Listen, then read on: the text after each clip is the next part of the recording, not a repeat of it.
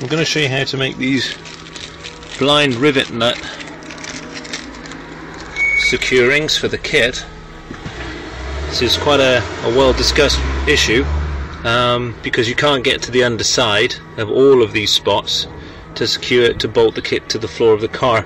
The kit comes with various solutions, and this is one of them, the rivet nut. For the rivet nut you need a rivet nut tool, looks like that.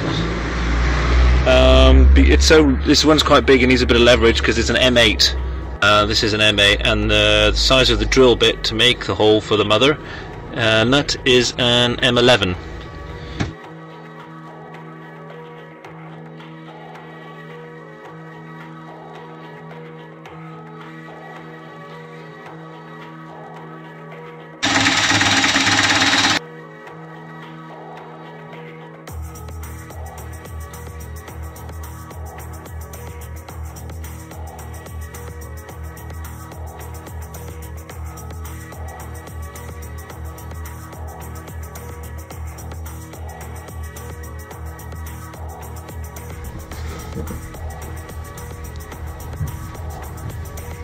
So I'll close it,